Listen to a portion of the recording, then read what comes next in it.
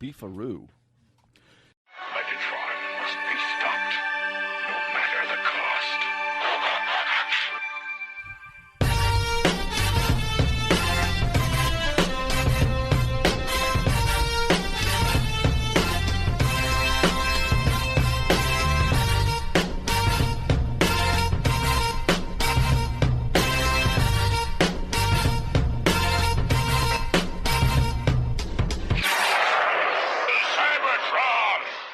Hello, friends. Welcome to the Autopod Decepticast, your bi-weekly podcast delivering an episode-by-episode breakdown of the Beast Wars series. This is our episode number 222. And we are covering not Beast Wars Part 1, as my notes would lead me to believe, but rather Fallen Comrades. This is your host, Aaron, and with me, as always, are the Everyman and the Dirty Old Man. Please introduce yourselves, if you'd be so kind. Hello. I'm Caleb. I think we can all determine. I'm Ryan. I don't think we did intros last time. We didn't, Sure. did we? Yeah, we did. I don't think we said our names. Oh, that's on Well, you. hello. It's your old Everyman here. Caleb Carter, Everyman. Ryan. Hey! Dirty Man. Thanks for the ride, lady. Ryan, why are we doing this episode out of order? Oh, thanks. I'll tell you. So, I mentioned before that the Beast Wars episodes of Season 1 aired out of production order whenever they were first on television. And I was just starting off going in the order that they were on TF Wiki, which I believe is the broadcast order. This one is out of both broadcast and production order because we had a scheduling issue with a guest who was going to be on one of our episodes. So this one's completely out of order. But after this one, I switched it up to try to go in production order. And like I said, about halfway through Season 1, I think the production order and the broadcast order start to dovetail anyway. So Thank you for that explanation. this is like This is like episode 5, but it aired number 7, I think. Well, now that that's clear, everybody can rest easy. I hope everybody's anxiety is down a little bit. What's going on with you fellas? What's happening around these parts? Well, I mean, we talked about travel last episode. That's true. God, TFCon, that was amazing, wasn't it? It was, and we should all be back. I should be back now from all my travels to. How was Vegas? Vegas? Did you hit the jackpot? I hope so. Yeah. It's a lot happening between now and when this actually comes out. But Yeah. Going to go to Vegas. Going to go to Zion. National parks, all that good stuff. And by this point, also exciting stuff. Planting seeds, starting the garden, yeah. all the good garden It's stuff. been a while since we get on to you plant asked, talk. but No, I'm trying to think what else to talk about. Do you? So, like, are you going to go shoot automatic weapons in Vegas? No, I want to. I'm bringing my next time I kids, go. and they would love that. But I'm not gonna. We're not. Next time we go, I think West and I are going to do that. That's cool. When I was in Vegas on the work trip that I mentioned last episode, I saw the Wu-Tang Clan at their Vegas review. What do you call it? Residency. The Wu-Tang Review. It was awesome. They were really good, except for the sound. The sound was, which is the main part of a concert. No, the music was great. Their vocals sounded like mishmash, but there was a pretty inexpensive ticket because I looked at a lot of shows to potentially go to. Where was it? Top? Where was it? It was at the Virgin Casino. Okay. My experience with a lot of hip hop concerts, that sometimes it seems like they have a hard time getting the mic leveled correctly. Yeah. Or the music is just the music's like just really overpowering whatever's going on. But you're saying that the mix itself for the music, the tracks, was pretty good. The mix itself was pretty good. It's just that something was up with the mic control. The mic control, This was or the vocal, or the way it was processed through the soundboard, or something. Was this I don't their know. first show? It was the first show. So yeah. maybe they get that shit under control. Maybe. RZA, come on, man, fix this shit. It's only been 30 years. But it was good. They played. I mean, you knew every song. They played all the hits. They played for like 2 hours straight. All the guys that are alive are there. Was there dancers? There were some dance performers. It was a live band and, Oh, wow. of course, a DJ. Interesting. And it was tiered. It was like it was not a pyramid, but they had several levels that went up, and like the live instruments people were up on the top level. Every now and again, dancers would come out and dance on different levels and be, coordinated. Was there sword play? You know what I mean? There was a guy. I've got a picture. Maybe we can post it on the website. There was at one point there was sort of an a 5-minute intermission, and a guy came out in like full Shaolin type getup and did some sword play for a few minutes. I'd like to before see. going to the next I'd like song. to see them do a show where they integrate some of the Cirque du Soleil performers, where where they do some gymnastics and some kind of a kung fu type of performance. Oh, he wasn't in pure Shaolin. It was more like the idea of like the blaxploitation type of samurai. Yep, sure. That's cool. But we had great seats too. $160 for a Vegas show, and having we were probably 5th row back. That's great. Yeah, that's a good price for that kind of stuff. Yeah, it was nothing to fuck with. Yeah. Were you tempted to buy any merch? I didn't like it though. Oh, really? I didn't like the look of it, so Yeah. I didn't buy any. Ryan, anything Any concerts lately, Ryan? or anything else? No, Yeah. on either. I don't imagine I'll ever go to a concert. Really? Why would I? I understand. We've had this conversation before. What if we were I at get it. TF Con and a polyphonic spree, That would be interesting. Cybertronic spree played? Would you go? To I'll that? look. With Stan I'll Bush. look at featuring it. Stan Bush. I'll just say for a song. You'll Yeah. look but won't listen. Yep. I can't. It's just like I get it's it. just so loud. Weird Al Yankovic. Probably not. Weird Al is great in concert, but I mean, I understand where Ryan's coming from. There's some stuff where I'm like, yeah, I mean, I'm pretty selective about who I go see. And I've never been to one where I'm like, man, I'm really glad I did this. It's always been like, that was fine. What concerts have you Weird Al. attended? Oh well. And one time, well, I guess I don't know. You wouldn't call it a concert, but at the was it the Outland? No, it wasn't the Outland. It was Juke Joint. It was the Juke Joint. Yeah, we I all saw went. Big Bad Voodoo. Oh, Down. I was there with you. Yeah. Those kind of shows, like when That's a smaller concert. shows like that are fun. Like when I was at Austin City Limits, I could have gone and seen Queens of the Stone Age, but instead I was like, there's too many people there, and it's whatever. And I ended up on at a smaller tent and saw the John Spencer Blues Explosion, and that was fucking amazing. Like I didn't expect it, and it was really good. Some good experience. It was a good live experience. Yeah. That was really entertaining. I guess sure. it's just relative to your love of music. You don't really care for music. I like it in That's movies. not it. You don't That's- care for it, and so you can like music and not like to see a concert. I can support that. I understand that. but you're more likely to go see a concert if you like music. I can't imagine why you would go to a concert if you don't. Yeah, good point. I'm going to go see Bill Burr here when he comes Yeah, down. I'm going to be at a wedding that time. That's cool. I'm glad you're going to go see that. I've gotten into trying to see more comedy locally. Like the Blue Room has really. I saw last night and saw Joe List, and it was a lot of fun. I didn't know who he was either, but I got invited, and it was really funny. Okay. Trying to see more live comedy. It's really, I'm enjoying that experience. We should go sometime. I'll keep Let's do it. I did. I went to it. I went and watched an open mic night one night, and it was fascinating because people were bombing, or sometimes they would bomb. Some there's stuff. It was interesting to see what was working, what wasn't. I've been to a couple of those. It's tough. It Because is. even if they're not bombing, they're not great. Right, but that's just the road to Yeah, I know. development. But yeah, anyway, it was fun to watch that. Bill Burr's playing at JQH, or what used to be JQH? Great Southern Arena. Right. However they've branded that now. Yeah. I saw it and I was like, let's go for it. And so we're gonna go see him. Cool. I'm a little jealous. That's where I saw the Doobie Brothers featuring Michael McDonald. It was fun. It was fun. It was.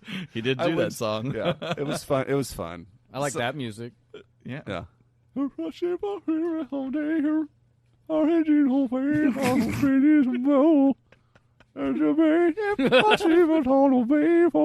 Yeah. Perfect. That was a good riff. Damn. Let's shout out our patrons. Thank you to Alpha Magnus, Debbie, Jeremy, Skeeter, Mr. Sadler, Mike Seibert, Bono, Michael Tremblett, Justin R., Jonathan, Robinus Prime, Classic Daniel, Safubi Samurai, Chandler, Jay Soups, Maddie V, Nick the Toy Mad Dad, Ken Buckleman, Big Kid, DFB Greg Murray, who's no longer DFB. I need to change that. Moon Man. Moondog. Moondog Greg Murray. I think he should go with an astronaut kind of spin on that. Like one of those Russian. he wrestles in a helmet. Yeah. What was it? Like Moondog fights Apollo in space. Oh, God. R.I.P. to Carl Weathers. Carl Weathers. Months ago. Months ago. Point, but yeah. Was it really months ago? When this comes out, it will be. Oh, that's true. Anyway. Captain Alexis, Corey, James and Julia, Mr. Michael Ordway, Tim Dubs, Jason from Cracktastic Plastic, Thomas, Justin B, Triclops. Triclops. He's Wet never Clops. wet. He's never wet. Triclops, Alex, Simon, New Daniel, Seven the Chronicler, Argonus Prime, the Unknown Patron, Brian Jones, Autobot 1000, Zarmat, and finally the Anonymous Patron. There was a whole bit on Curb Your Enthusiasm about Larry had donated to some cause. Maybe it was like a museum. And I still remember this it was episode. like the Larry David. There was like a plaque that Larry David, but then they look over and it's like anonymous, and everybody makes a big deal out of it. Like, oh, isn't that nice? They gave, and they're anonymous, Humble. and So humble. so that makes Larry David, irritated. But then it's anonymous on the plaque, but everybody knows it's Ted Danson, so that makes Larry even madder because Ted Danson gets the credit for being humble, but yet also the credit for everybody knowing that he's so charitable. But That's a good show. You are final season starting soon. I think when on our One way more back bite at the apple. from Iceland, they had that on the plane. I watched a couple episodes of that because I hadn't seen last season. It never got bad, in my opinion. It's No. all. I mean, it's the same shtick all the time, but it's an enjoyable shtick. Something's uncomfortable. Larry's upset. Yeah, but this anonymous patron truly is anonymous. Oh, and maybe it's Ted Danson. That'd be awesome. But no, I It'd should be say awesome. that I'm It's happy. awesome no matter what. Right? No, I don't it could be Ted Danson, but no shade if it's not. Wow. Help. It's definitely not. Help me. Jet, why don't you make us a cocktail? I didn't write a thing. Yar. What Bits and what kibbles. is this sparkling delight in front of us? Ryan, what you got here? Well, there's no reason I picked this cocktail other than it's kind of a variation on one of my favorites, which is it's basically a kind of a supercharged daiquiri. Today we have the Airmail. There's no definitive history on this cocktail, although it's safe to say it had to be created after the advent of aviation. So it's probably sometime shortly after the end of Prohibition, that goddamn dark Volstead decade. Airmail at the time was the fastest means of international communication, as phone service across the border was relatively rare. There's a theory that it was invented in Cuba, which kind of tracks, not only because of the ingredients, but also due to Prohibition. Cuba greatly benefited from cocktail culture, especially from American tourists, and regular airmail was established between Cuba and the U.S. in 1930. The Airmail cocktail first appeared in Bacardi advertising around the 1930s, so that's what the theory is. For this cocktail, you will need 1 ounce or 30 mils of Bacardi white rum, a half ounce or 15 mils of lime juice, and a half ounce of honey syrup, which honey syrup is made just like simple syrup, 2 parts honey to 1 part water. It's just a way to easily incorporate and pour honey, as opposed to trying to get it to incorporate into a cocktail without doing that. And then you need dry champagne or sparkling wine. Shake all ingredients except the champagne with ice and strain into a flute and top with champagne. Unfortunately and shockingly, I do not possess champagne flutes, which is terrible. And if you'd like to buy a champagne flute, I'm just kidding. So there's no garnish unless you want to be fancy and cool. I guess you could put a stamp on the rim. That'd be kind of righteous. But you guys don't get that because I'm not made of money. What am I fucking made of money here? So this is the Airmail. That's a 50-cent investment in every drink. Is it? For nothing. Is that what a stamp costs now? I don't know. They're They say forever love. stamps, so they don't have the amount on them. I just buy books of them. Yeah. All right, well, let's do Shake it up. Thanks, Cuba. Maybe. I like it. Slight medicinal quality. I can really taste that honey in there. That must be what the medicinal part of it. Maybe. I don't think it's medicinal at all, but yeah, this would be. So you definitely want to use a dry champagne because it is slightly sweet with the honey, and if you used anything other than that, Too much. it would be too sweet. Too much. That's the airmail, and if you'd like That's good. to buy us a drink, you can do so by sending us $5 hairs to at APODcast on PayPal and put in the notes what you'd like me to make and maybe why you'd like me to make it, and I will make it on a future episode because I can't make it on a past one. I will eventually have a new buy us a Jingle? drink jingle. Catch you on the jangle. Because I deleted the other one I had by accident, but you know what? I'm going to take that as an opportunity to freshen it up a bit. In theory, Ryan could just isolate it from one of the shows. Shut except there's probably not A clean version because there's we not. always are taken by surprise. Yeah. No, I've got one in my You head. can isolate it and send it to you. I've got one in my head that I wrote in my head a long time ago that I'm going to try to make real outside of my head. All right. Hey, I'm excited. Nothing wrong with a refresh or redo. Speaking of refresh, this is quite the refreshing drink, Ryan. Thank you very much. Thank you. Am I crazy? So Ryan doesn't think it tastes medicinal. Any critique of my comment? I consider honey to be medicinal. Oh, you're one of those hippies. Well, I'm okay. I'm not sure if I'm helping you or. I'm not sure whose bow that shot was across. You know, it's Chinese New Year. No, I don't know. It's the Lunar New Year, Caleb. Yeah, I don't know. Why are you asking What are me? you asking me for? Mentioning Prohibition, I don't know why my head went just like the time before Prohibition had to have been like apparently America was just drunk all the time. Yeah. Like, I Just understand. everybody was drinking all day long. Well, every men. day. Men in particular. You I know? understand the reasons Prohibition came about because men were drinking all their paycheck and beating their wives. Yes. And, they would drink all the time. Just imagine being in a bar with your buddies and this like gaggle Woman of comes in with goons an axe. come in with an axe and just Yep. chop it all up and That's what she did. carry nation. I think that's right. Yeah. Yeah. Hey, I know my historical peoples. And you could Good job. argue that Prohibition did work because people drink a lot less than they used to. But it also really hurt a lot of people because, first of all, none of the people who were rich, it didn't affect at all. They still had booze. Yeah. And then the it people created the mafia, or it greatly increased their influence. Yeah. Yeah. And then also like people who were on the lower tier of the social ladder were drinking shit like Sterno and ether and dying. Yeah. Yep. And also, then you'd have people who were making like bathtub gin that was just cut with like formaldehyde, and so you didn't know what you were getting sometimes, So like you- fentanyl. Thanks a lot, Gary. So it's got problems. It hurt people on both sides. Caleb's both sidesing it. I'm going to not practice temperance and drink I had this drink. another railroad conversation last night. I mean, a buddy, Oh, great. buddy had a buddy I went and saw a show with. His dad also worked for the railroad, and he was an engineer. So these guys that make the train, they get in the train and they drive it, choo choo. Yep. And there was those guys were on call a lot, so there were situations where you get a phone call and you got to go no matter what time you get on the train. And they had a hard time, and these people drank a lot, and they had a hard time. They'd get caught off guard and couldn't plan accordingly for their alcohol addiction. So there was a lot of instances of getting on the train and having a lot of DTs.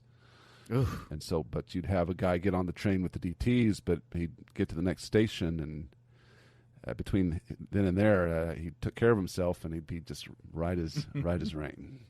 A lot of DTs going on the trains. Yeah. What does DT stand for? Delirium tremens. shakes. Get the shakes. You can also hallucinate and die. Go. Choo choo. An excellent movie about that is The Lost Weekend. I think from 1946. It's a very good film. Go watch that. About a train guy? No, Just a guy. there's no train, but a guy who is an alcoholic and he gets the DTs and has to be in a hospital. And it's like the pink elephants thing. That's real. Like hallucinations are real. I had something before we get into Okay. the episode. Okay. that I wanted delicious, to show you guys. delicious drinks. What do you got, Aaron? You know, we are in the Beast era, of course. Yeah. But I wanted to remind us of something from G1 that was maybe a little hint towards the Beast era that we would someday see. And so I purchased this Oh, I love that. It's the Super 7 Alligator-Con is what it's called. From the classic episode of the G1 Transformers called Steel City, one that everybody loves. And That's fun. That's a fun those set. are great pieces. And they are what they are. You can't no transforming. You can't get or them back anything. into They're just Optimus. like- Yeah. They're pretty sturdy. Is it big? Is it big and heavy? I want to make that scene happen. Yeah. Have those guys carrying him. That's great. But they're just, Nah. I mean, I think it's just single molded, like this is just single molded plastic. It kind of gives. I like Cool. how this kind of overall the look of them matches kind of the shittiness of that The animation. shittiness of the animation. It's way better than the animation. It is better than the animation. It works. It works when you're looking at plastic molds. Yeah, I can't believe they even made this. It is crazy. I feel like I love it. The market for this has to be quite low, but it's just the kind of silly thing that looks That's like fun. fun, so I got it. That's great. It came with it's like I didn't describe everything it came with. It comes with the Alligator-Con, as we might recall, made from Optimus Prime being torn apart and put back together as an alligator for some reason. It's got the top of the tower. Was it the Empire State Building? I don't remember what building it was. That they had attached an Optimus Prime arm to a sort of Decepticonian looking technological tower. Yeah, wasn't it the tower they made or something? Oh, Maybe. yeah, that's right. Maybe. Comes with a taxi cab. I tried to forget about that episode. And a decapitated Optimus Prime head with wires and shit coming out of it. It's awesome. It's kind of sweet Really little. great stuff. I think it was $50 for $50. This could be yours. I like it. That's not too The bad. Super 7 Alligator-Con. I'm curious what I'm going to buy or did buy. I'm looking At for a TFCon. Triptychon. Oh, G1. Yeah, this is recorded before we go to TFCon. But yeah, I'm looking for a Triptychon to fight my Metroplex. Maybe another Combiner. I don't know. Who else do I need? I don't know. Do you have a Technobots? I do. I have You the have- Technobots. I have Abominus. I have Devastator. You need Seacons. I need them, and I also got. I guess I need Defensor, Minosaur. Minosaur as well. Yeah. Superion. So, yeah, Superion. I don't know. He doesn't look very good. None Those of weird them legs. look that good, but Huh? none of them look that good. Abominus and Computron look really good. Yeah. Okay, I'll give you that. Let's get into this episode. Last episode recap. Energon Storm. Orders disobeyed. Bomb teleportation. Energy Storm. Orders disobeyed. Bomb teleportation. You said that so confidently too. Good Lord. Energon Storm. Oh no. Oh, no. Now it's a self-fulfilling prophecy. It's all falling apart. Last episode recap. Energy I hope- Storm. What? Just like, there's no way this is coming out. Like, Last episode recap. Energy Storm. Orders disobeyed. Bomb teleportation. Cheater. Why can't you behave? Some sort of fucked up Cinquain. I don't know. Which brings us to Fallen Comrades, written by Mr. Bob Forward and directed by Steve Ball. And we open up. Our faithful camera is in space, just outside the very blue globe our heroes and villains are situated upon. We see debris floating about empty space until one particular metallic object kind of tilts its path and penetrates the atmosphere. stasis pod. We go to the Axelon. Rhinox's sensors tell him it's one of the stasis pods released in episode 1, coming in hot. I smell Exciting. a new character. It's exciting. When this happens, I'm really excited. We have impact in 4, 3, 2, boom. It crashes somewhere, I assume in the north. Yeah, I Where it's really cold-ish. According to the map, it's probably somewhere in northern Europe. But I really like this attention to detail because when the stasis pod crashes into the planet, it's far away from the frame, and you see the plume, but we get the sound a second later. It's just physics. Yeah. Yeah. Also, I like that the map has a sort of semi-Pangea I guess quality to we it. don't. We're getting ahead of ourselves in that we don't know that this is Earth.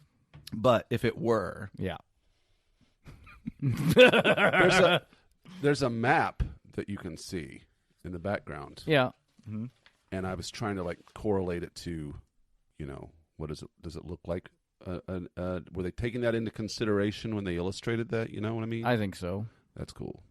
I mean, There it is. yeah. I mean, you could say it's ambiguous, but you could also see how that would be a proto-Earth. Unambiguous. Yeah. Megatron and the Predacons also have sensors and have their sights on the pod. Pterosaur wants to get there first, but Megatron has a different plan to intercept the Maximal Flyer, who will be Optimus Primal, and create turbulence for them first. I do like that, and we did it in the last episode too, but they have switched to just kilometers instead of Bloppity-clicks or whatever it was before. Parsecs. Mega glorps. Against the caution of Dinobot, Primal insists on racing to the pod. But Dinobot, he thinks Megatron's up to something. He's an unpredictable kind of cat. So Dinobot heads out first to get the lay of the land. He detects no hostiles, but he still feels a little weird. I like how whenever he goes into his scan mode, he sees way worse than normal. It's darker out here. Primal takes to the skies with his primal jets. Yeah, and in just a second, we'll also have Chekhov's moon here, which I didn't remember this episode, but when I saw it, I'm like, oh, the moon's going to come into play. There's a lot of foreshadowy type things going on in this episode. Prime takes to the skies, but he is immediately ambushed by Waspinator and Pterosaur. Primal is blasted to the ground, knocked out by Pterosaur's shoulder gun thingies. Mm-hmm. I don't know if there's a name for that. They're pretty cool. Dinobot dispatches his laser eyes, shearing off a piece of the mountain, which falls on Waspinator, temporarily dispatching him. And then the Predacons fly off because their mission's accomplished. Yeah, it's not as gruesome as we'll get later, because Waspinator is kind of okay, but get used to him getting mangled. That's a thing Oh, yeah. in the lore. In the show. In the show and lore. I like Dinobot's laser eyes. I do too. There are actually quite a bit of laser eyes in these early episodes, and then later it just Dinobot's the only one who really uses them. And we also now have Waspinator speaking of himself in the third person, like he will for the rest of the show. Oh, he will continue to refer to himself as Waspinator? Yep. He kind of becomes the comic relief of the Predacons. Nah. Yep. I feel like you can already tell that's kind of will be he basically becomes a buffoon. sort of the Rattrap of the No. Whoa. Rattrap's not a buffoon. No, he's not a buffoon, but he's sort of supposed to be He's like comic. the funny guy. Yeah, but he's not an idiot He's like New York. Waspinator is. Right. It's offensive about I like Rattrap. Never talk about him again. This is also, I will say, just we're on Rattrap. This is also where Rattrap starts becoming way less insubordinate and annoying. Like he's not so much of a dick anymore. Right. He's still a dick, but a funny dick, not a dick. Not a like a diseased dick. It's leaking. Dinobot runs to Primal, and he's not dead, by the way. There will be no funeral today. Cheetor and Dinobot need to get Primal to a stasis pod.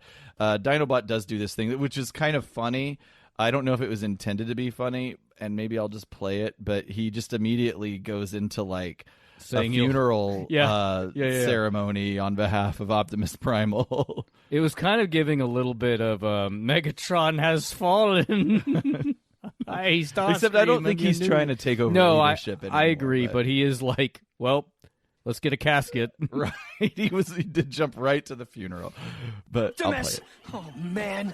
Can you hear me, Big Bot?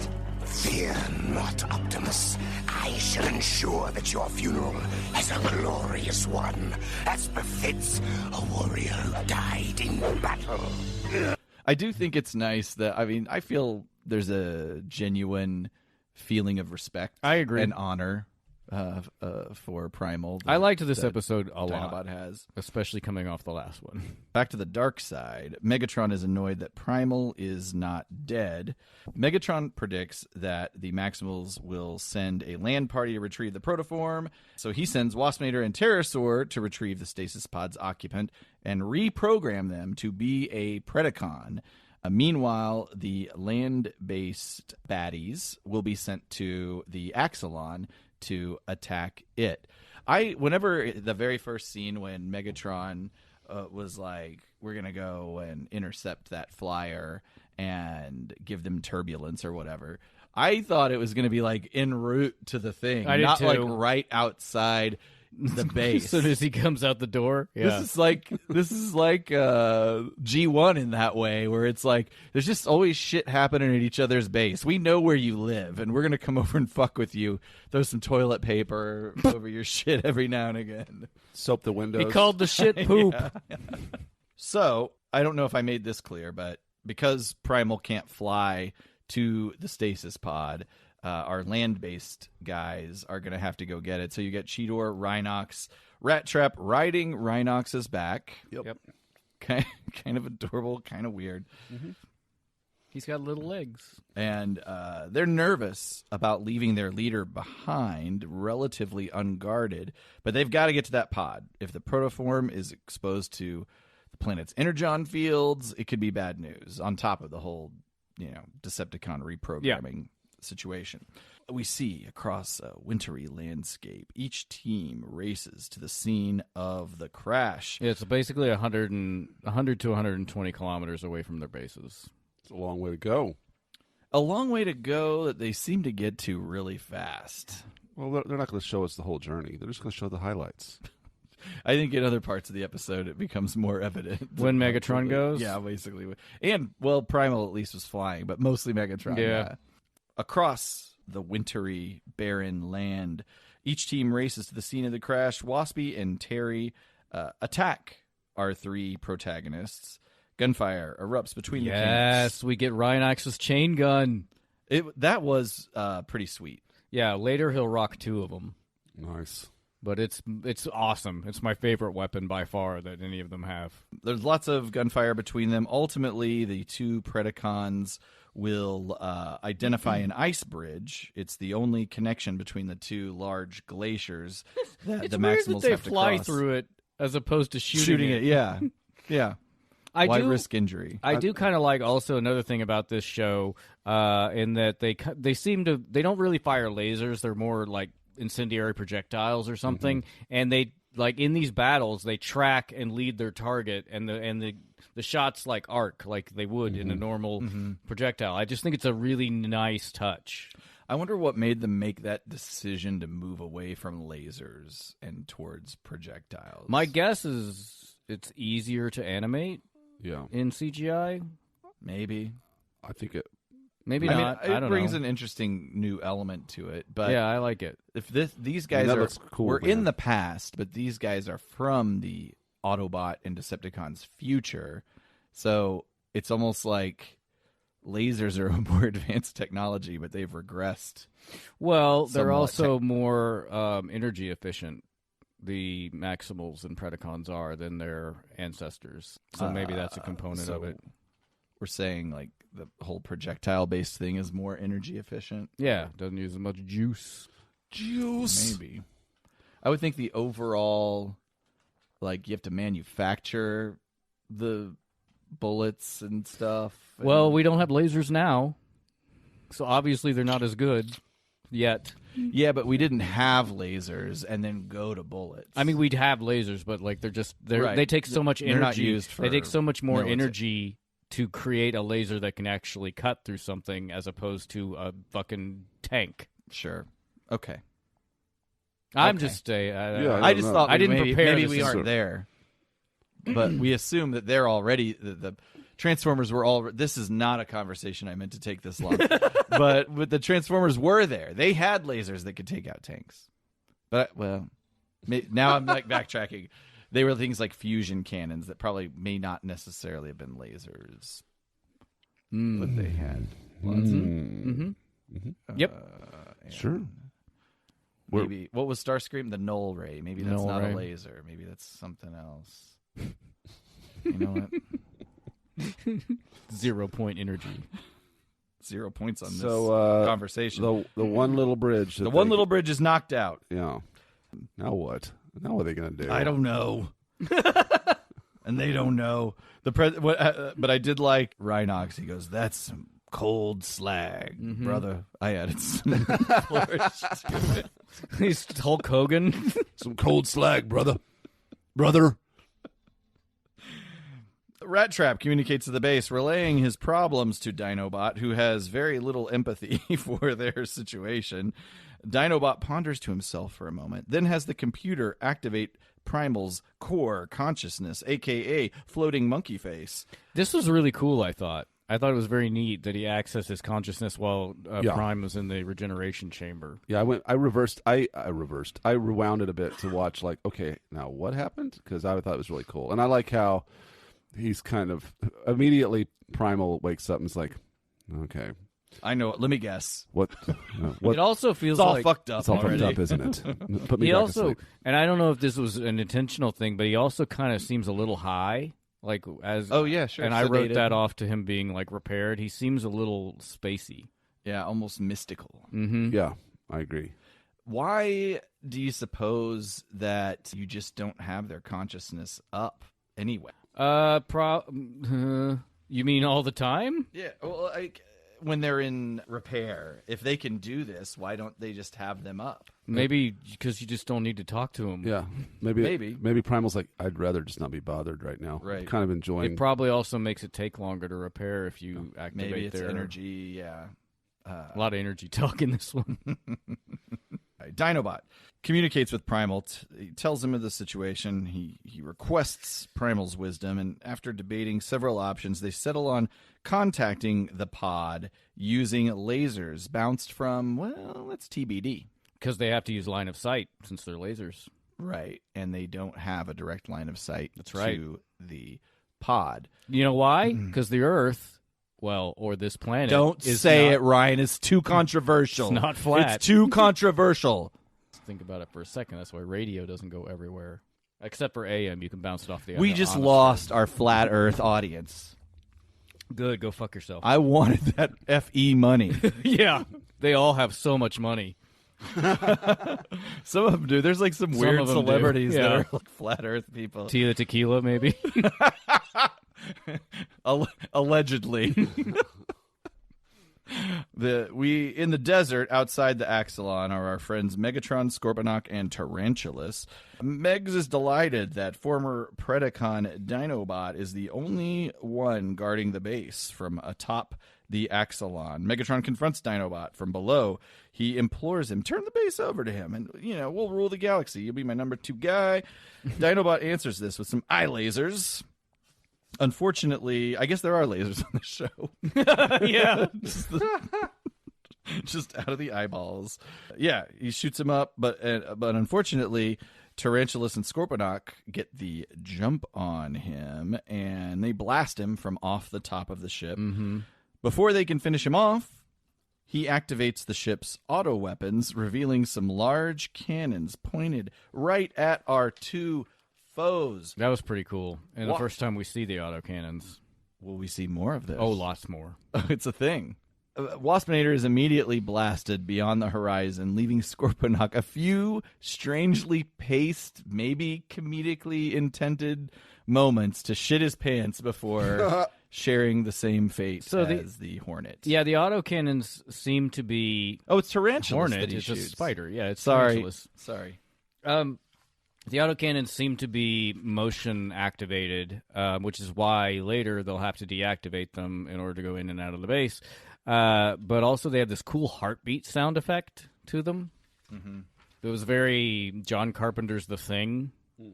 And then, yeah, Scorponok starts like vibrating, and then they're eventually just like blam. Are they it's really funny. are they movement activated? Is that I think so. what that is They're intending for to sure. and yeah, sorry, I don't know why I said Waspinator earlier. It's Tarantulas and Scorponok Yeah. that are there.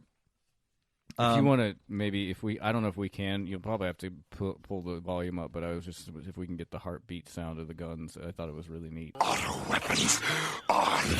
Acknowledged.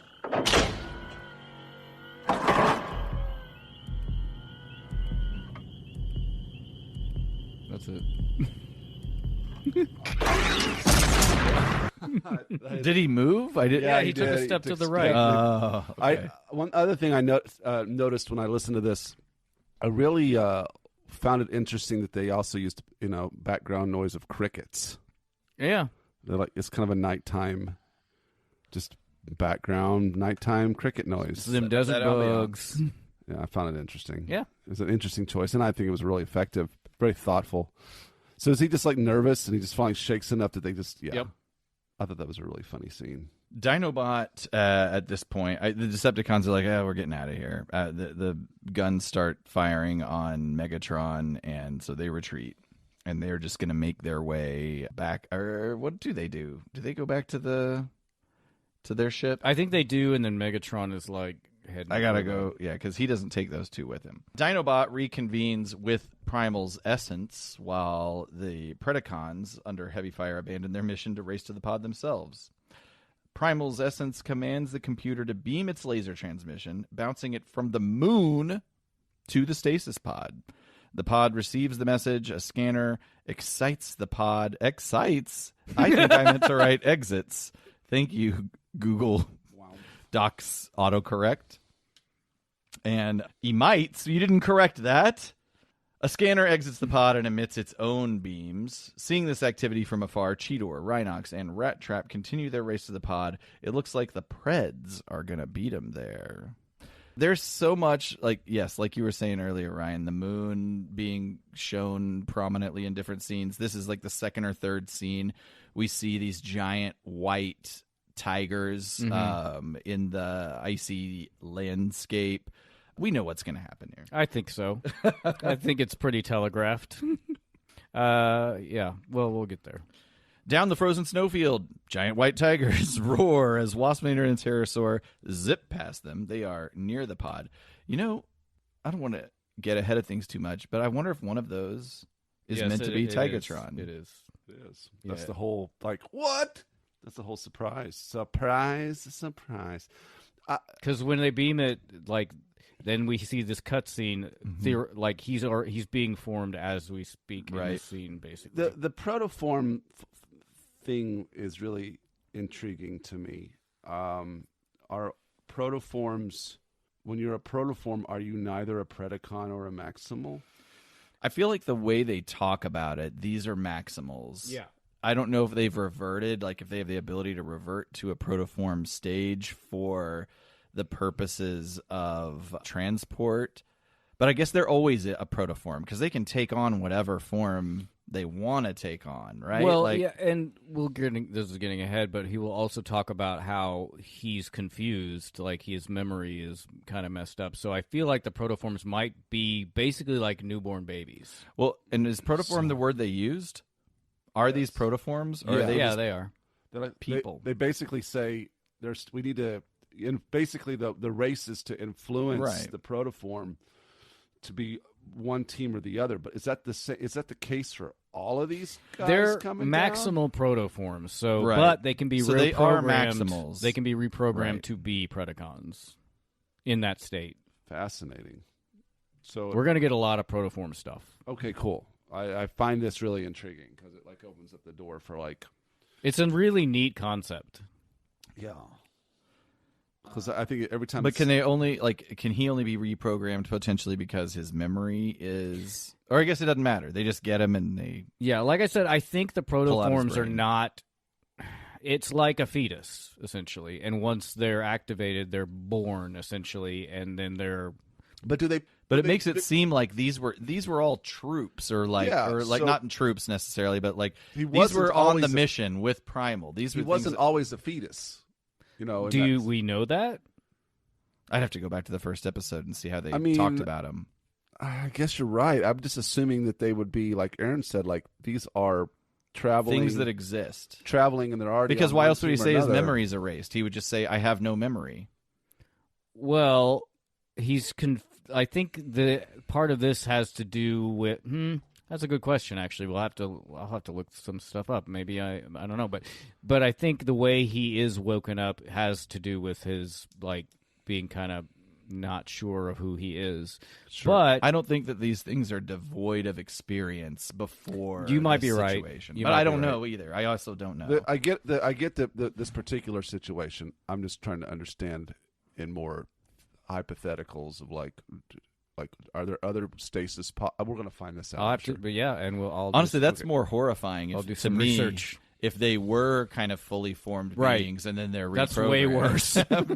I'm looking forward to seeing how this whole philosophy or this whole understanding of protoforms grows. How my understanding of it grows as I see more of the show. There you go. I don't even know if they used the word protoform. So They did in the show. I mean, that's why I like actually. That's why I know. Do you think about Caleb came up with that on his own? No, it's a protoform, and I want to know more about. Yeah, they say it in protoforms. the pilot too. Megatron, here's where we see him also racing over the ice in Dino mode. He wants to get there first too. Primal, repaired, exits the restoration chamber, puts Dinobot in it. Optimus commands the computer to deactivate and then reactivate the ship's cannons before igniting his prime jets and flying off. Do we ever revisit why he made that command? Yeah, because they're motion activated, and if he didn't deactivate and have them reactivate, they would have shot at him. Very good. That's kind of why. Well, I mean, I knew Smart. I figured they were motion activated, but that kind of is what solidified it for me. Pterosaur and Waspinator are struggling to open the pod, but are then jumped by Rhinox, Rattrap, and Cheetor. Then Megatron shows up on the scene. How did he get here so fast? Knowing that the Maximals have a weakness for fleshly creatures, he takes the resident white tigers hostage and commands the Maximals to give him the pod, or he'll be searing up tiger fillets on the grill. Salt and pepper only, none of that fancy barefoot Contessa shit. Whoa. Have yourself an order of Chateaubriand. How many of these are there? That's it. All right. Not the I kitties. tried to come up with more. Poor kitties. But actually, the French word for cat is actually chat. So Chateaubriand would also That's funny. kind of work. That's funny wordplay. The Maximals throw down their weapons as Waspinator and Pterosaur continue their attempts to open the stasis pod. They break open the lock. It opens, but much like Optimus Prime's coffin, it's empty. Where is this protoform? Mm-hmm. Right here. The camera zooms up upon a giant white tiger, Tigatron. His voice Maximize. is so fucking silky and cool. It is. I love it. His mouth is even like a little cat mouth. Meow. Oh yeah, it's got like the weird tiger mustache thing going on with It's it. like meow meow. Mr. Rogers. Meow. Yes. Meow, meow. Meow meow. Here I am. Meow meow. Not right, meow. Meow. I hate all of this. The Beast Bots blast the Predacons and the other Maximals, including Primal, who's now arrived on the scene. It's too much to handle, and ultimately the Predacons retreat. Primal lands and introduces himself to Tigatron. It turns out the crash damaged Tigatron's identity circuits, but because he saw the Maximals risk their life to save he and the Tigers, that jarred his memory a little bit, and let him know which side he wanted to align So with. I guess they have some. You're right. They must have some personality. They were all on the ship together. You would think that They Well, they weren't interacting. I mean, they were. I mean, Yeah, they they may were not all- know each other. They were always in these pods. They were never not in the pods on the ship. as far as we know. No, we know that for sure. But they would have had because they talk about carrying the pods. But they would have known who was in the pods, right? If they're like, we got this ship, we got these pods. They would have maybe like a roster. yeah, a But roster. they don't maybe. know. But they might not know them personally. But yeah, it's a pretty small ship for there to be like 20 guys on there, like walking around. I mean, I guess. Anyway, Well, how many pods did they shoot out? It feels like a lot. It was a lot. a squad of pods. Pod squad. squad. We're now the Squadapod Deceptive. Cast Whatever. pod squad. Decepticats. Primal invites Tigatron to join them at their ship. but Tigatron declines. His identity is still not fully restored. He will remain in the wild with his kind until that time. But the Maximals can count on his loyalty. So then this means that in their animal forms, there can be the proclivity for them to want to just hang out with he says he's more tiger than the real animals at this point. So it's like, I thought that was interesting. I didn't realize, because when Cheetor was running with those other cheetahs at the beginning, they flipped the fuck out when they saw him. This is not happening in this scenario, where the other tiger is like, whoa, that's fucking weird, but he's cool with... it's because tigers are cool and cheetahs are spazzes. I feel like in the animal world, both cheetah and tiger, if like a random one showed up, the other cheetahs would just try and kill it. I don't know. And the other tigers would just... Maybe. Probably not cheetahs. They're pretty fragile and risk-averse. So he's going to hang out. He likes being an animal. And I like being an animal right now. Yeah. Right, Meow. Right, Meow. That's how I'm feline. The Maximals head home as Tigatron and his tiger companion enjoy some Borealis action. Hopefully, we'll meet this hero again. Let the trails lead where they may. He will follow. This episode was perfect. He's totally going to fuck that cat. What? Yeah. No, he's hanging behind to get some of that puss. Pussy? Okay. Does that work? Okay. Do you like my pun? I don't. It was horrible. It was horrible. All right. Sorry. He's going to fuck that tiger. Okay. I think That's the end of the episode. A character trait, Tigatron being kind of a conscious ejector, I like that. But I'm also sure that the showrunners didn't really want to stack the deck too far yet in the Maximal's favor. So that might kind of be part of the reason. Like, why he's like, I'm not chill. Yeah, like not coming back to the Axelon. Mm-hmm. I also liked the fact that Primal is he doesn't pressure him at all. He's like, that's cool. Right. Hang out. I like this episode a lot, and a lot more than the last one. It speaks to Primal's leadership style. He's progressive, not authoritarian. Yeah. There's a bunch of animal butts walking away. So, a few things. I've got a little section here on the voice actor for Tigatron. Given Life by Blue Mankuma. And if you know of a cooler name, don't tell me about it. He's a Canadian Natch screen actor and voice actor. In this series, he will go on to voice Vok and Tiger Hawk. Who are these people? I can't tell you. I don't know at this point. Mm-hmm. In the DIC seasons of G.I. Joe, A Real American Hero, he was the voice of Roadblock. A ton of cartoons. It's become tough for me to read off the cartoons because a lot of them are the same that we've heard a million times over. But because he did a lot of live action, he played parts in Look Who's Talking, 21 Jump Street, Bird on a Wire, MacGyver, a show called Forever Knight. I know that show. He was on there was a live action Bill and Ted's Excellent Adventure television series at one point, and he played, can't remember the name of the character, I think Holy One or something like that, but it was in the movie, they end up in the future by accident in the first movie, and there's like the big dude judge, on the biggest the judge throat. guys. Yeah, I think he played the television version of that character.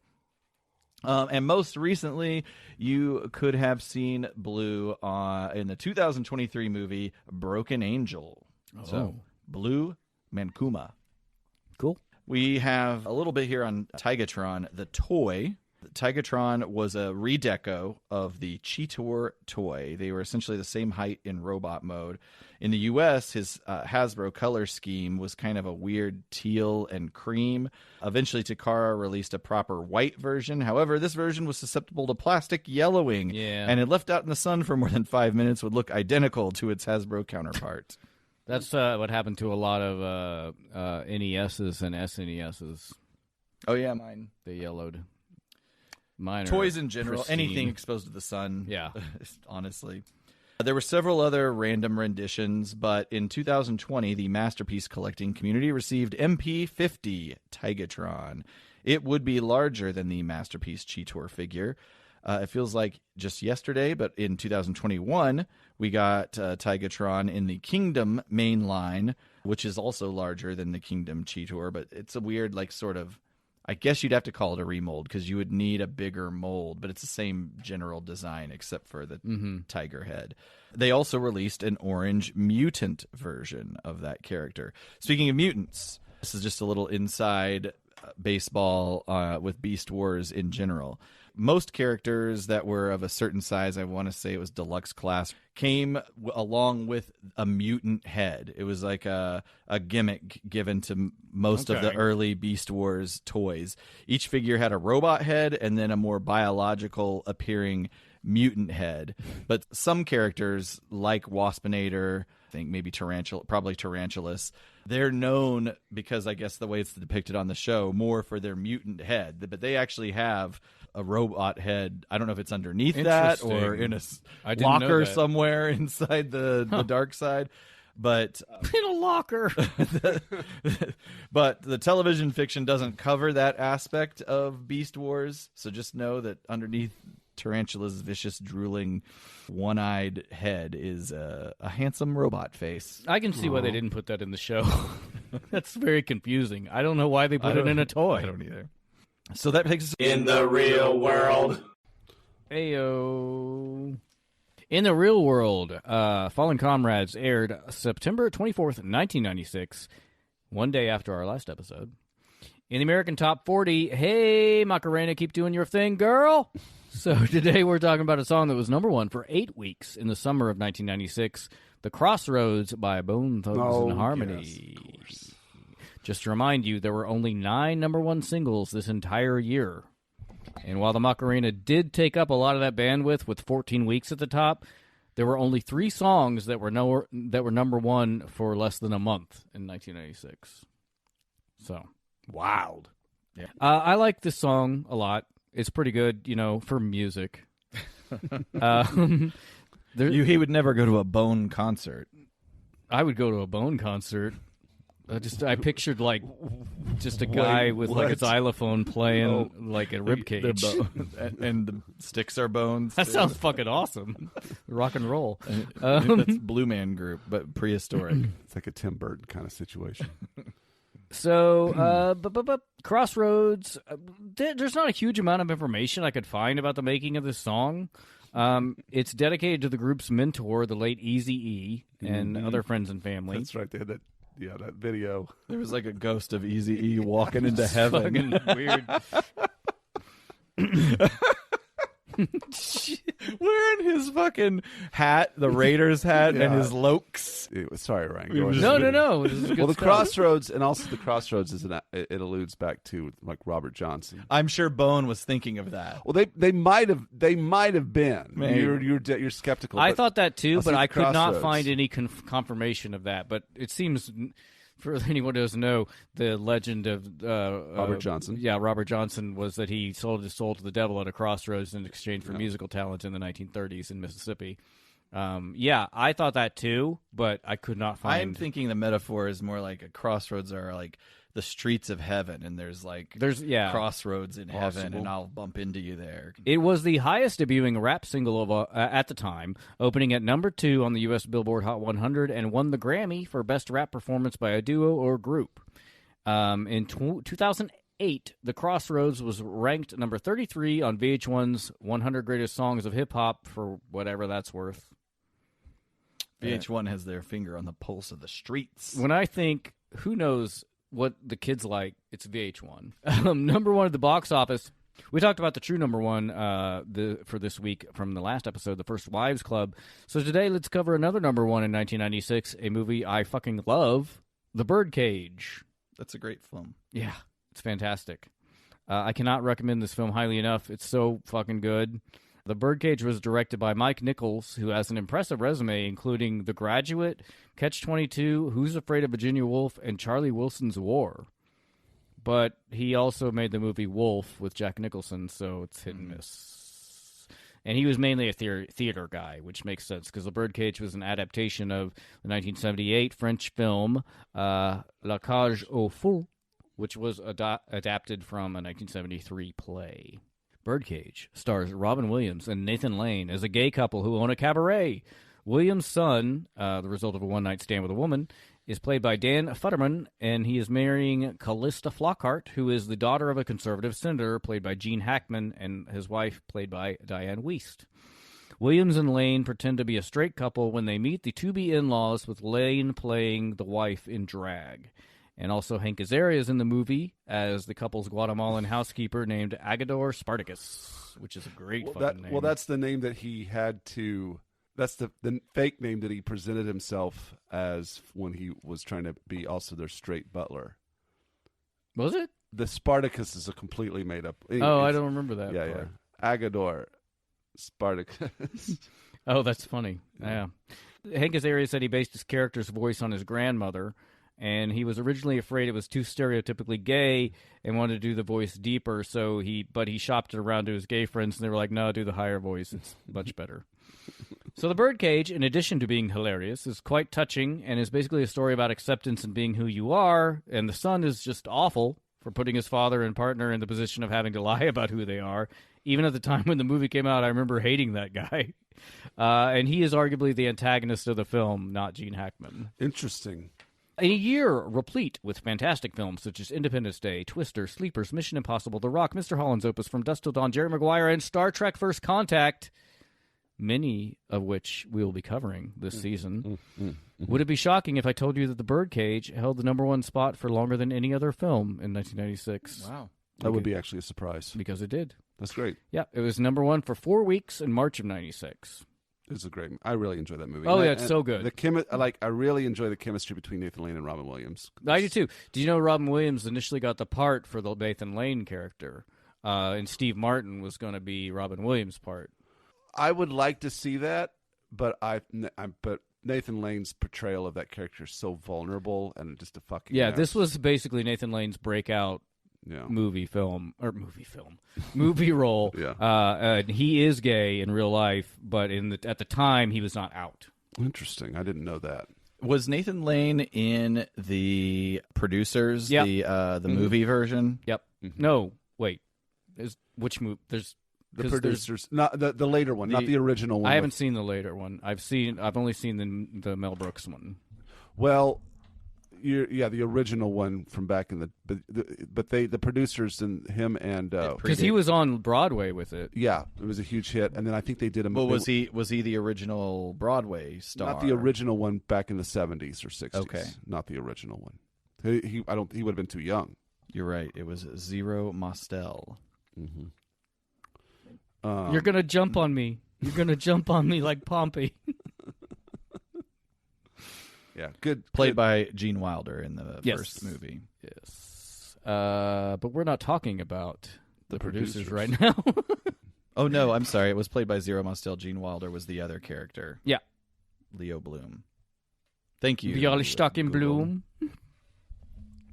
Where was Birdcage? Birdcage #1. Birdcage made $185.3 million on a $31 million budget and was very well received by critics. Lance Loud from The Advocate wrote, taking on the conservative agenda more prevalent in our culture today than it was when the original film came out in 1979. The Birdcage goes beyond mere politics. The film's underlying feelings of compassion, tolerance, and understanding are this bird's brightest plumage. Oh. In closing, again, I cannot recommend this movie highly enough if you haven't seen it. The cinematography and set design is beautiful. It's funny as fuck, and everyone turns in amazing performances, especially Nathan Lane, who is brilliant as always. Has one of my favorite moments in a movie where Nathan Lane is in drag at the table with everyone when they first meet and trying to commiserate with Gene Hackman's character. And Nathan Lane says about abortion, "Oh, I know what you're going to say. If you kill the mother, the fetus dies too, but the fetus is going to be aborted anyway, so why not let it go down with the ship?" And Gene Hackman says, "That's exactly what Rush Limbaugh said." I like the part where he's trying to help Nathan act straight, Yeah. And then Robin he has then he has Nathan Lane walk like John Wayne. John Wayne. and Nathan Lane does it, and then says something like too much, and Robin Williams goes, "No, that was perfect. I just never realized John Wayne walked like that before." Fun facts from this week in history. I now realize these 2 episodes are not really fun facts, in so much as they're just interesting and historical. This one is technically positive, like the last one, but with a huge amount of unfortunate backstory. September 25th, 1996. Buckle up. Yep. You ready to have your day fucking ruined like I was when I read about this? Well, let's have it. September 25th, 1996, the last of the Magdalene asylums closed in Ireland, which is good because they were awful, and they're named after the biblical Mary Magdalene. Oh, yeah. Magdalene asylums, also known as Magdalene laundries, were religious institutions in the 18th through the 20th century, and these laundries existed in Britain, Sweden, Scotland, Ireland, Canada, Australia, and here in the U.S., our proudest white countries. They were ostensibly places to house fallen women, i.e. sexually promiscuous women, sex workers, unwed pregnant women, or straight up just young women or girls who didn't have familial support.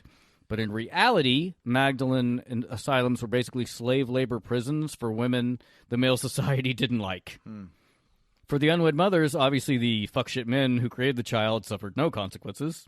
The optics were that these houses were meant to help these women, but in reality they were just prison workhouses that used the women as slave labor.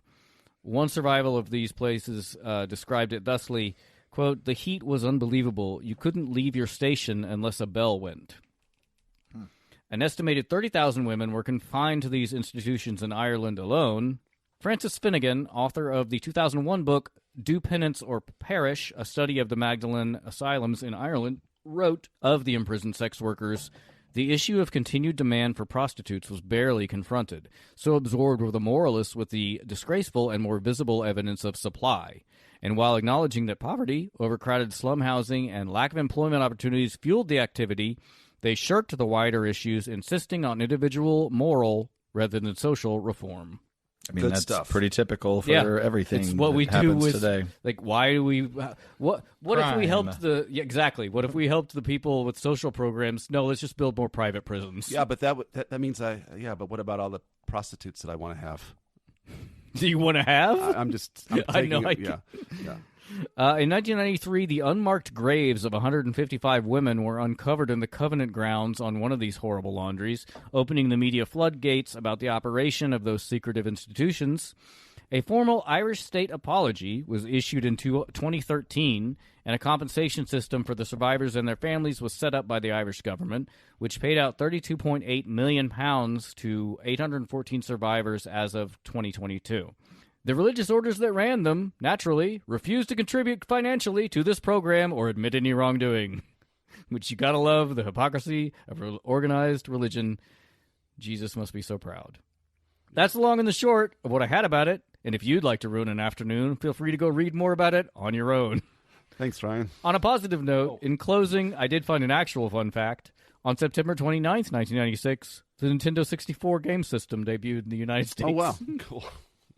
That's the real world. Thanks, Ryan. Very educational, informative, depressing. I feel like you could have talked just as long about Ocarina of Time or Mario. What? Nintendo 64 games. Yeah. But people know about those. Okay. I'd never heard of those asylums before, and it was shocking Yeah. that they didn't close until the 90s. I appreciate it. Indeed. Deviations. About that, you fucking midgets. Very little on this one. It was written by Bob Forward, whom we've covered pretty extensively on previous episodes. So, Aaron, as you astutely pointed out, Cheetor's gun appears to have intestines included in it. And about that, TF Wiki says, just before Tigatron appears, Cheetor exchanges his usual gut gun for the one that is formed out of the rump of his beast mode. Tigatron himself totes his own white gut gun, and this will repeat in future episodes. Cheetor will normally use his gut gun, only using his rump gun when Tigatron is around, using his gut gun. Interesting. Mixing things up a little bit. That's it. I like That's that. literally all I have. That's cool. That's interesting, especially since we've talked about the gut gun so much. What do you guys think about the scheme? What do I think about the scheme? I mean, it's a race to the prize, basically. Episode kind of like Energon Mountain. I want to stick around for more. I want to see this. I want to know more about this Protoform shit. The Protoform episodes are my favorite. Yeah, They're so good. I need to know more about this, and I want to know. Now I know there's a bunch of other shit floating around up there in orbit, and I just want to see what crash lands, comes down into the planet, and how it adds to the plot and the dynamic of what's going down on the surface below Of this unknown planet. Ooh, where could it be now? Yeah, They got 2 moons. 2 moons. We don't have 2 moons. No, It can't be us. Can't be Earth. no. All right, well, it's probably something else.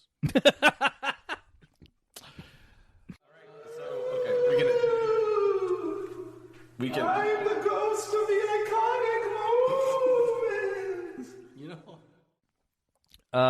movement. I wrote the Stasis Pod, which is and also the introduction of a character who isn't sure who he is and needs time to adjust without joining the war. I also kind of like that it shows nuance of character because we get a reason that new characters show up, unlike in the 80s G1 where motherfuckers are just here. Yeah. Hey, what's up? Blasting at you. Yeah. So and we get more on that later, but but also like the idea of characters questioning the war or their places on their factions, which we did actually get with Dinobot, even though he just wanted to be leader of the Predacons and got kicked out. Or their identity as an animal or as a robot. Yeah. That was pretty cool. It's just more complicated character development, I feel. I liked, just for cheap thrills, I liked that gun. That was pretty good. The chain gun. Yeah. Oh, I thought you meant the ship gun. I like That that was too. no, that was also I'll go a with lot that of one fun. then. Okay, I'll take the other one. All right. Cool. We got guns over here. We got guns, y'all. Next time on the Autopod Decepticast, yes. Ryan, you'll like this. Will I? We're going to have a little alien probe play. Ooh. Beep, Caleb seemed to like it more. Beep, beep, boop, boop. Would you like to get abducted by aliens? No. No, it depends. Like, Well, abduction is never good. looking at the experiences that people have had with their abductions. Seems to ruin their lives. Yeah, I say no. But it would be nice if there was an abduction where they're like, hey, come out, show you around the universe. There a actually bit. have been some, That's some called of those. consent. Yeah, I would. Consensual would be nice. The close encounters. Yes, that's the cool type. I wouldn't want the That's the cool type. The fire in the sky type. not the fire in the fire in the sky type. Exactly. I've listened to interviews with him. He is a broken person. Yeah. Yeah, there have been positive abductions, but they're few and far between. Yeah. So I would say I'm going to hedge on the side of no. No, I would not. I think I'll take it.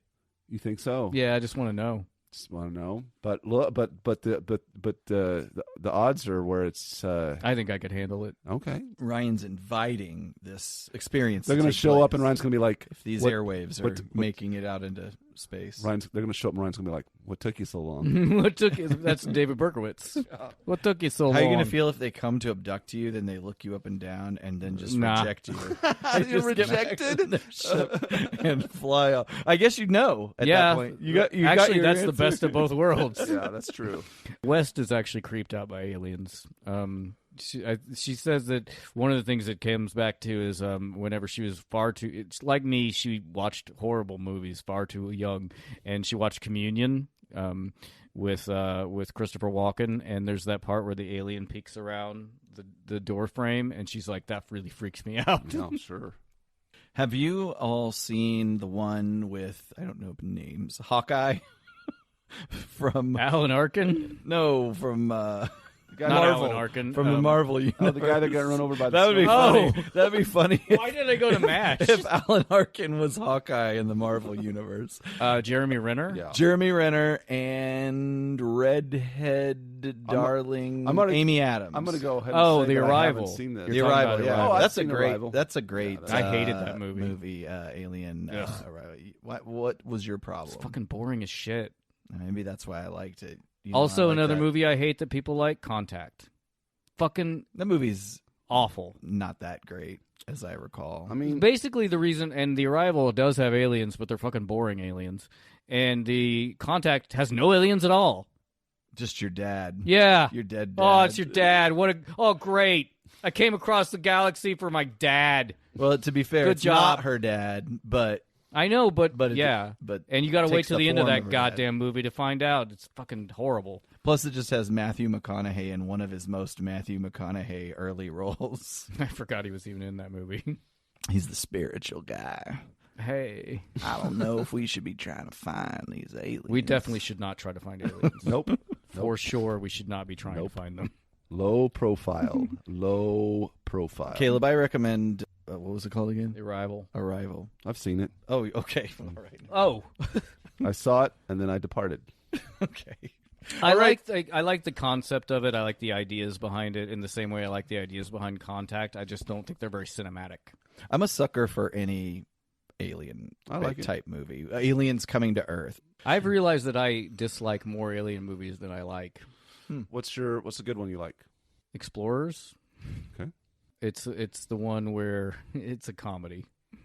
It's the one where the kids like River Phoenix is one of them, and they build this thing, and then they build a little spacecraft, and they create a bubble around it with their computer, and they fly into space and meet aliens. Do you like The Last Starfighter? Yeah, I love The Last That's a good Starfighter. Enemy Mine. Enemy Mine is excellent. I think the best one is by far Mac and Me. Like a little butthole mouth. I love Paul Rudd would always on Conan would always Oh yeah, there was a a bit. whole bit where he'd be like, "Yeah, Let's show the clip. I've got this new movie coming out. Show the clip." And it was this weird shot from the movie Mac and Me where the kid would That kid ride a goes bike off down and falls to the cliff. And It's a splashes- wheelchair. Yeah, wheelchair. That's right. And then Mac and Me like head comes into the shot and just like with the mouth like, "Oh." I like how you call the alien Mac and Me, and then they pan to Mac and Me's face. I And know he's like, there. I know there are other movies. I did like Communion. There's got to be other alien movies I'm forgetting, but Fire in the haven't- Sky is excellent. I haven't seen the one Terrifying. It is. with John God. Krasinski. I think he directed them too, and there's a third one coming out. Oh, There's- you talking about Quiet Place? Yeah, I want to Those see are Quiet very Place. good. I like Quiet Place a I haven't lot. seen them. But You guys never will like my favorite 2001: Space Odyssey. I'm I- on board with it. I have come I've always around- been on board. I've kind of come around on that. Right on. Cool. Okay. That movie's boring. It is, but it's like I watched it. I got high and watched it, so I'm like, There you go. I get it. Yeah, I it's saw it the way it was intended. yes, exactly. Yeah. The music is so intense. I wouldn't want to be high. That music would fuck me up. Oh, God, yeah. the score to that is Oh, yeah. It's good stuff. intense. It's good stuff. Hey, this episode's over. Yep. What alien contact movies do you like, listener? Please tell us. And some ways that you could tell us could be on Twitter, Facebook, Threads, Instagram, all of them at a Probably don't tell us on Threads. YouTube. Yeah. And if you become a patron, Patreon/apodcast, then you can we'll talk about it at the Discord. At any level. The best way That's to where we're at. communicate with Caleb Ryan and I to support the show further. Give my fellow Decepticons! Give till it hurts! Give us a review. Apple Podcasts, Spotify, Google Play, like, sub on that old YouTube application of yours. I mentioned Patreon. We have merch, autopoddecepticast.com, or you can buy us a drink. Yep. If you'd like to buy us a drink, just send us $5 hairs to @APodcast on PayPal. Put in the notes what you'd like me to make, maybe why you like this drink, any story behind it, and I will make that drink on a future episode because I can't make it on a past one. If you have $5 in your wallet and you want to listen to these guys drink the thing you tell them, then and you have reasonable credit score, I hope that's not the new jingle. then It's not going to be. buy us a drink. I could take it and try to put a No. drum track behind I mean, it. like I did with script deviations. That's it, everybody. Thank you. Thanks for hanging out. See ya. Bye, bye, bye. Thank you for hanging out. Thank you.